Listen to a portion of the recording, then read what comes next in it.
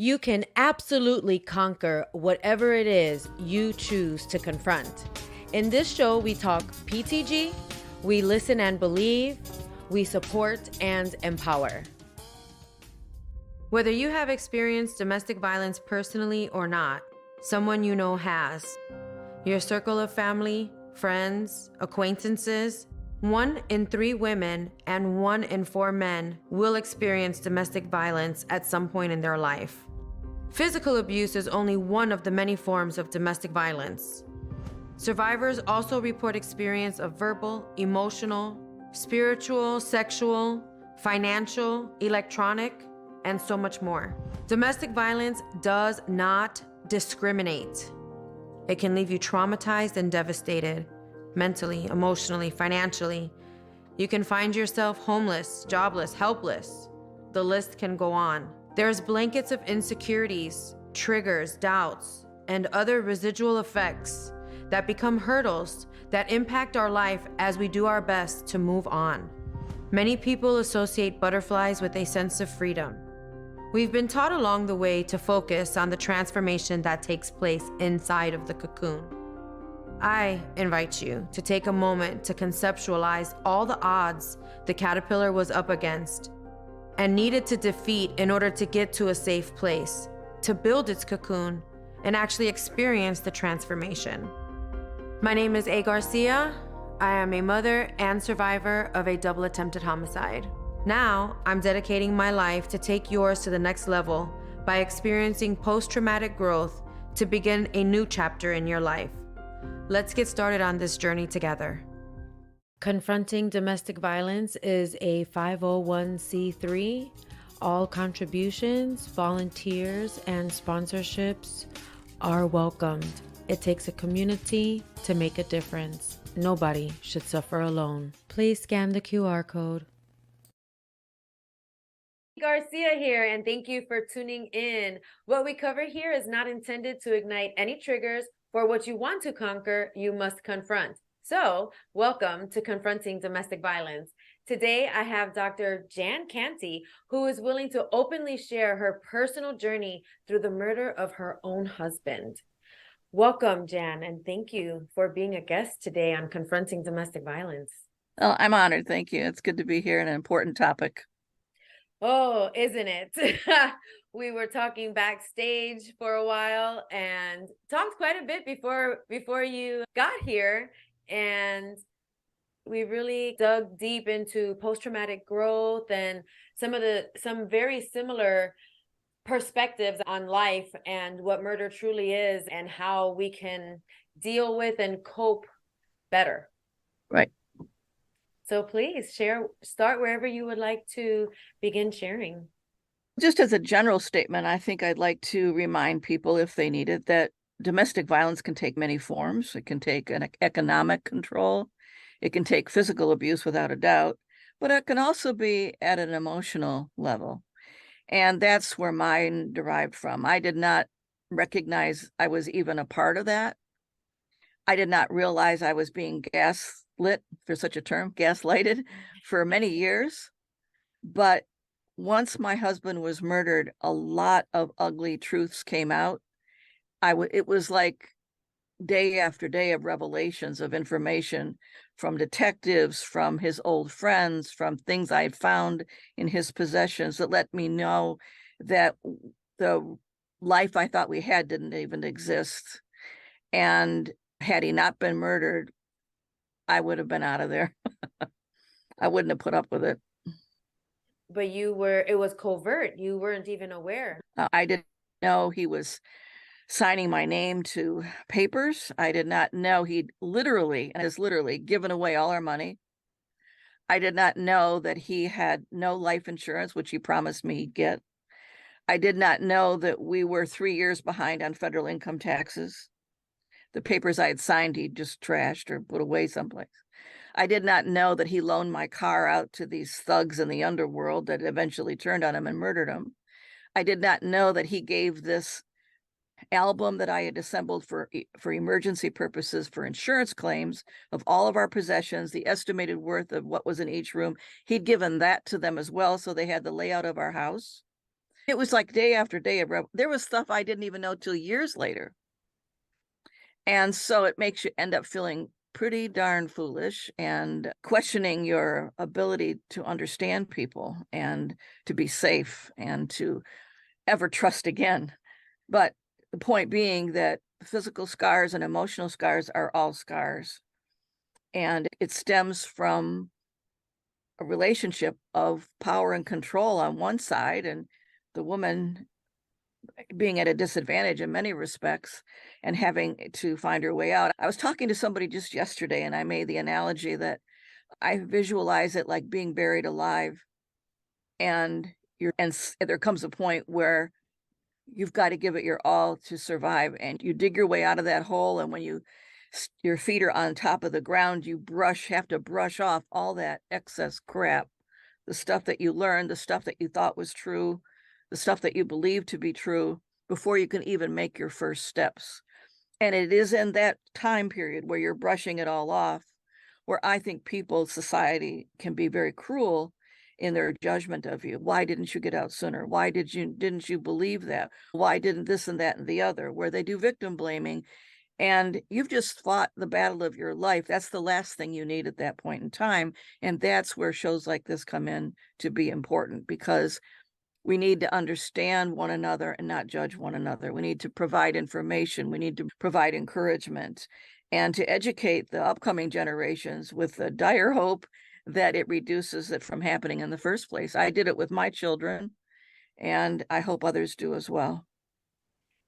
You hit so many nails on the head here. I want to go back to the trust. That is one of the most devastating moments in life, when you realize that what you trusted in yourself, the love that you gave, the love that you trusted that was coming in, to know that it was, to learn that it's a lie, to learn later that it was not a two-way street, that it was, that you were, what's the right word, like okey-doked or bad. What is the right word that I'm looking for? I don't know. There's so many words. I don't like to use them. but yeah, you feel stupid because you're like, how did I not know? How did I not see?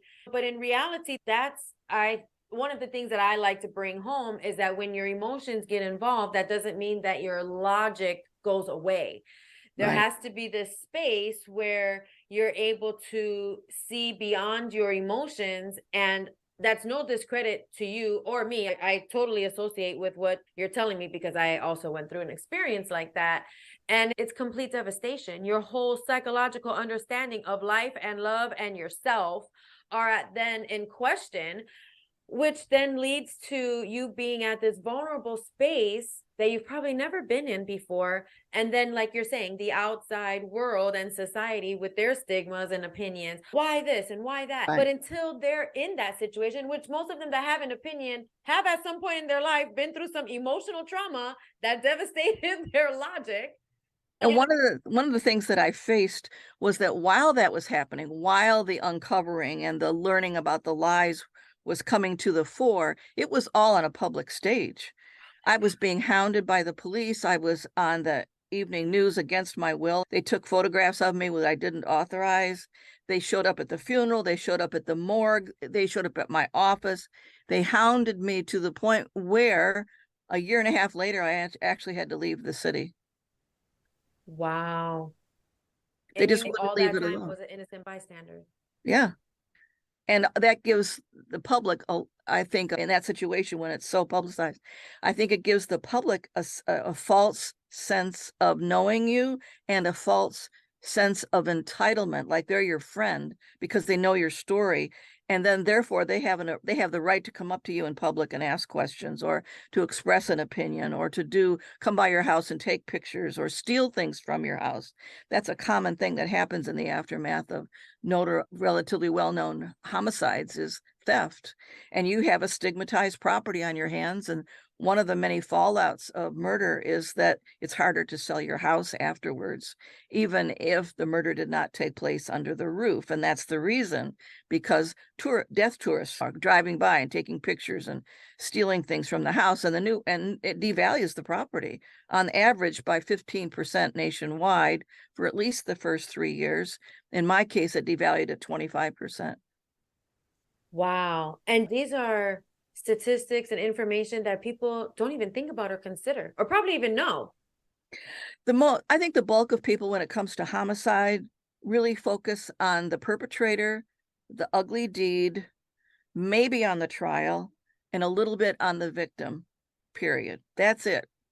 If they think about the survivors, the parents, the spouses, the children at all, it's like they're in the shadows and they show up at the funeral and they show up at the trial with tears in their eyes and then they fade off stage. That's the end of it. And then in a year or two, your life is back to normal. That's the assumption, which is where my niche comes in, because the thing I like to bring to the fore is whenever I can is the long-term adjustment that's in front of people goes on for decades. It's never over. Think about parole if they get out. There's never closure. There was a case I interviewed for my podcast where a young 2-year-old was murdered by the boyfriend, the abusive boyfriend of her mother. And he got convicted. He was given 20 years. He got out.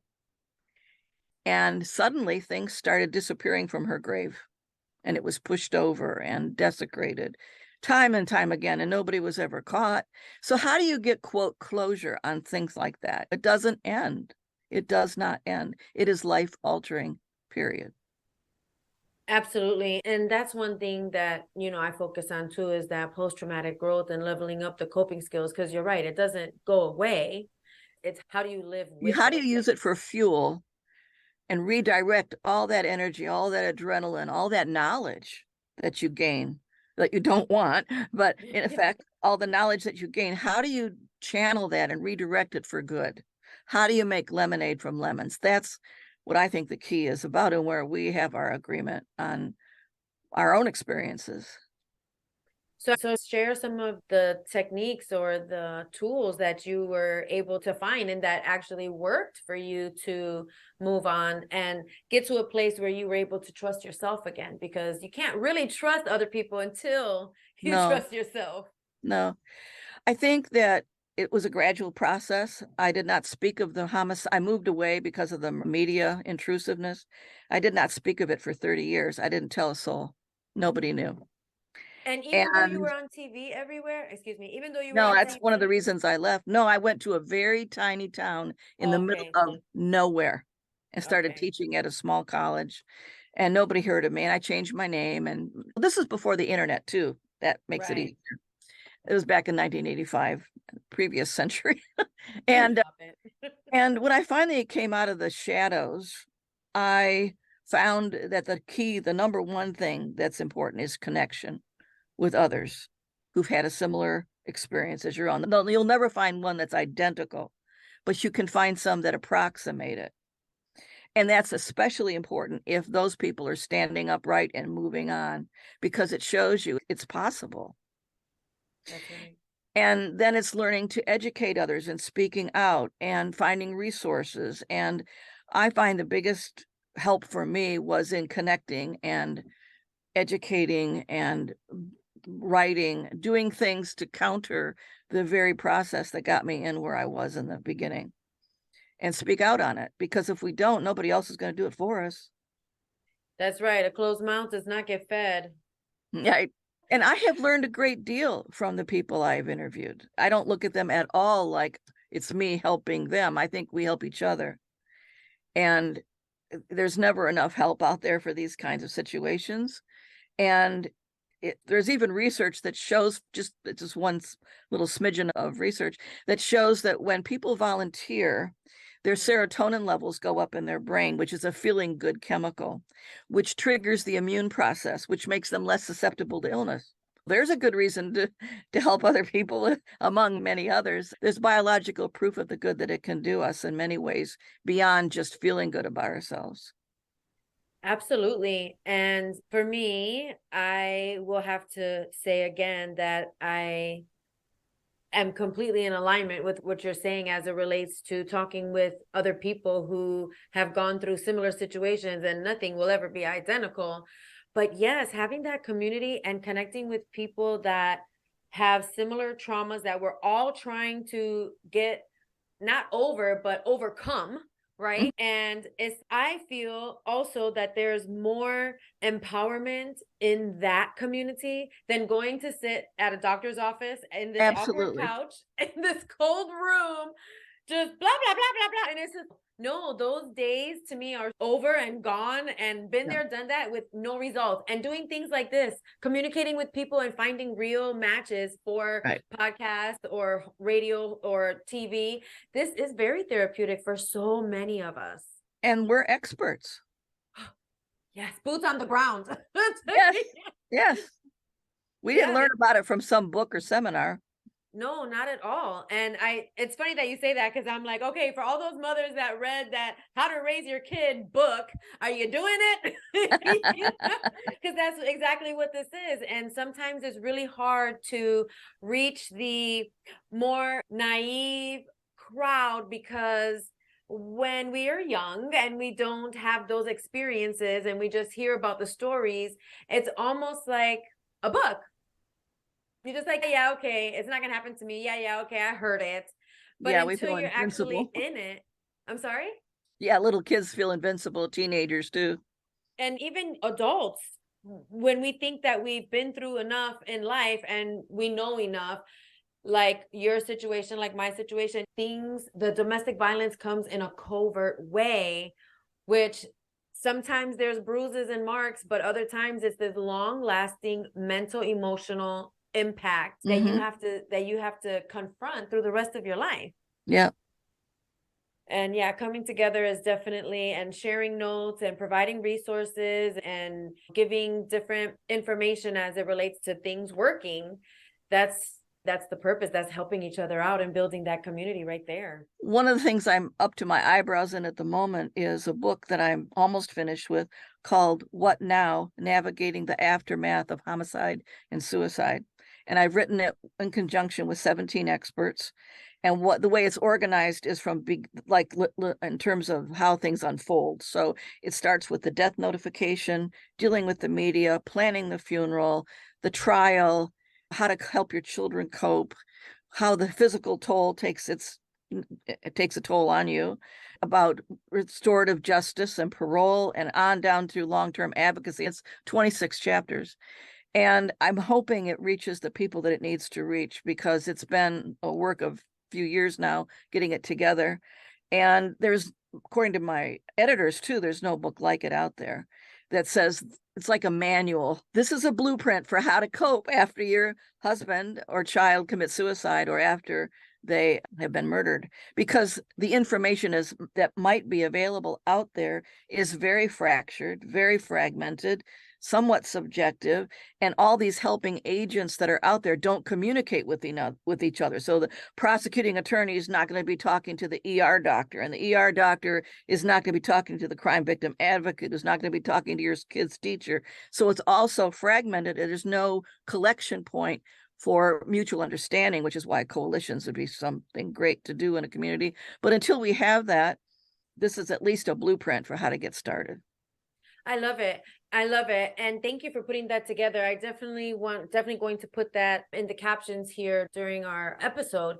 And it's almost like we could treat the community like a corporation with business continuity, but having community continuity, especially in the legal system when it comes to violence. You're absolutely right, because that communication, there is such a huge gap, and that's why people aren't sentenced long enough, or victims aren't provided enough resources, and they have the issues of moving forward. And yeah, it is so fractured, because even during that time, what about after all of the chaos has settled, the dust has settled, Right. then you're stuck with that mental, emotional, that turns into physical ailments. And one And thing that may surprise you, I don't know, or surprise your listeners, is that when it comes to wrongful convictions for murder, and they're done through using coerced confessions, they use this technique called the REID technique, REID technique. Women who have been in domestic violence situations are much more likely to admit to a murder they did not do. And one case in point right now is for Melissa Lucio. She is in Texas. She's on death row. She's twice been like a day or two away from execution, even though there is really nothing to back up what happened. And there are Texas representatives, senators, lawmakers, attorneys, and the public coming to her aid and saying, stop this. She's not guilty of what you're accusing her of. But that is another fallout from domestic violence, is that women get pummeled to the point where they'll admit to crimes they didn't do, up to and including murder. Wow. Yeah. I did not know that. I did not know that. But I can see how that would be just out of the fear tactic. Yep. You're surrounded by a group of detectives in a small room, and they're pounding you verbally hour after hour. And she was crying under the desk, pregnant at the time when she finally said, and she had a 6th grade education, 14 children, not well educated, physically abused for years, under the table. And finally she said, maybe I did it.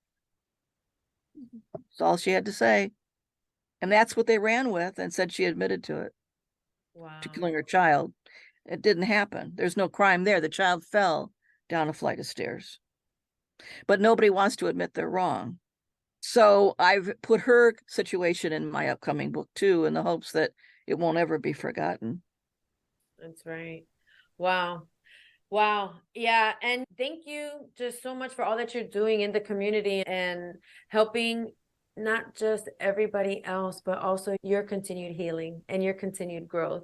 And that's the journey. That's the journey of post-traumatic growth throughout your entire life. It is. But it's exhilarating, and it's addictive, and it's helpful, and I wouldn't have it any other way. That's right. I'd rather be addicted to the good stuff too. Yep. Yeah, doing good and helping others and seeing the fruits of your labor. There's Yes. times where it's like sharing stories like this, even if somebody isn't going through something and can relate to it right now, if they hear it and it resonates and something is happening later on down the line in their life, it will resonate. It's a seed. Or with their child when they get older, or a niece or a neighbor or a coworker or their parent, or who knows. Everybody knows someone.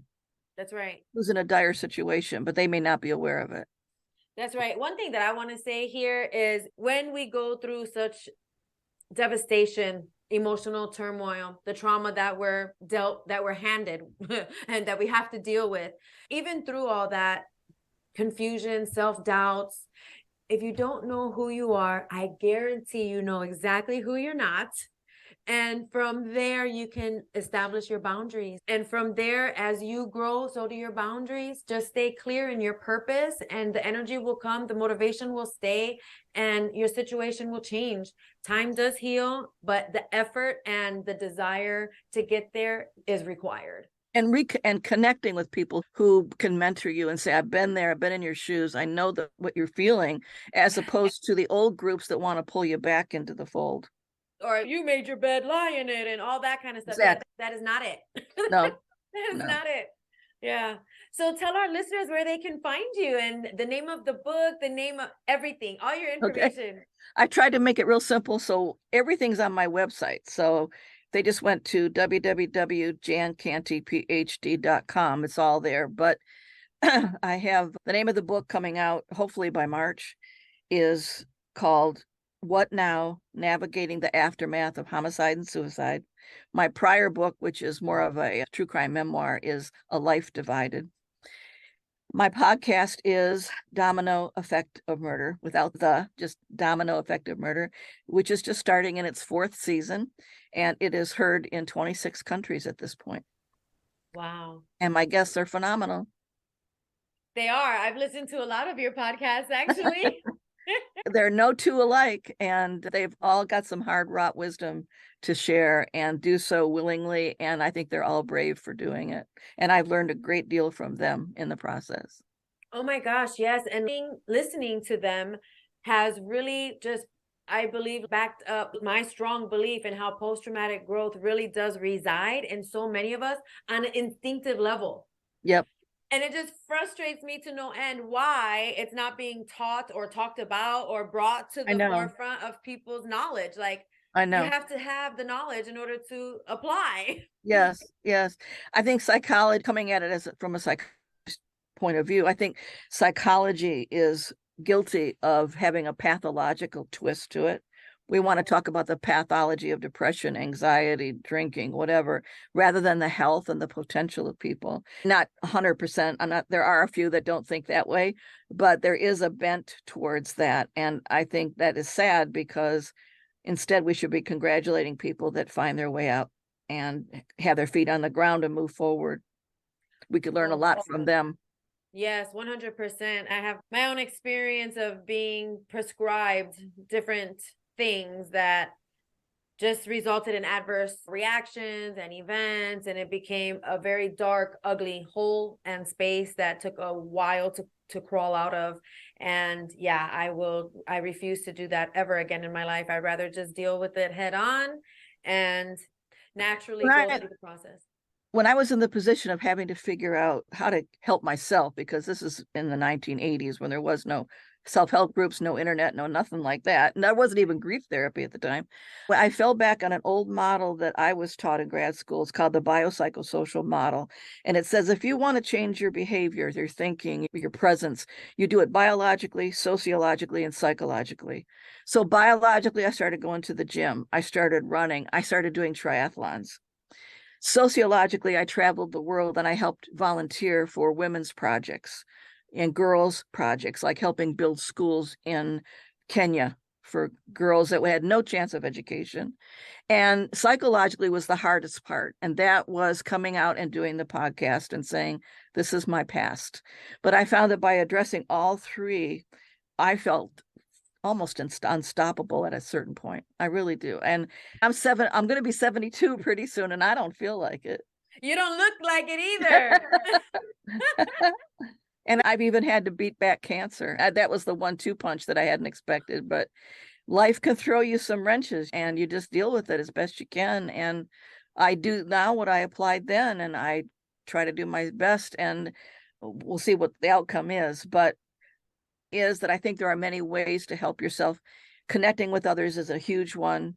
Getting yourself in physical shape when possible, to your physicians, of course, recommendations would come into play there.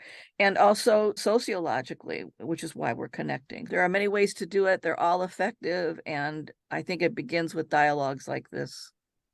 I love it. And one thing I picked up from you is that even though you say it took 30 years for you to speak on it, it sounds like during those 30 years, you were finding outlets. I was. And it was by giving back and helping and doing. So I didn't realize it at the time. It just evolved, but yeah. Yeah. Wow. Thank you for sharing that. It's very inspiring, and thank you just for your vulnerability. This is a safe space, and I like teaching that you can be safe and vulnerable at the same time as well. And if you have a wounds to wisdom statement that you would like to share, I would love for you to share. One of my favorite quotes is, women are a lot like teeth. They never know how strong they are until they're in hot water. Hello. Sometimes that's what it takes. That's right. Oh, I have to share this. I'm not ready to end this yet. So you said something yesterday on a TikTok that I literally was quack, quack, quack, laughing out loud. My son was like, "What's so funny?" And because he knew I was watching something on social media. And so I was cracking up because you said, if you ask a woman, when was the last time you felt unsafe or afraid? Versus asking the man, when was the last time you felt unsafe and afraid? The answer you received, I was cracking up. But it is so true. It is very true. The answers that you will get from a woman takes nothing but a second. And the answer will take a minute for the man to actually really think about. Because they live in different realities. Yeah, yeah. Women are always in the back of their mind thinking about safety. Yeah, all the time. All the time. And domestic violence. Without domestic violence, people who have not experienced it will think twice. Women will think twice about dark parking lots, etc., as opposed to men are like, because it's like the parking garages when you rent a car. If you go out, the forks go down and your car goes out and the tires don't get punctured. That's how men's worlds are. And for women, we're on the outside with all those things facing us, and to get in is very difficult. We are constantly living in a world where we have to be hypervigilant when out alone in particular. Yet the reality remains that we stand our biggest risk of domestic violence within our own home, Yeah. much more so than dark stairwells or parking lots or wherever. And that is so unfortunate. Isn't it? Yeah. So choose your partners carefully and know that there are resources out there if need be. That's right. That's right. Thank you very much for being here today. I appreciate it and very humbled and honored. Thank you for having me. I appreciate it. And good luck to you on your show. Thank you.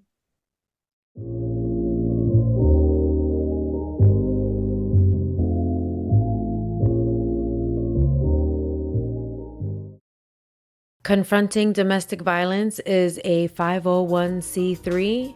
All contributions, volunteers, and sponsorships are welcomed. It takes a community to make a difference. Nobody should suffer alone. Please scan the QR code.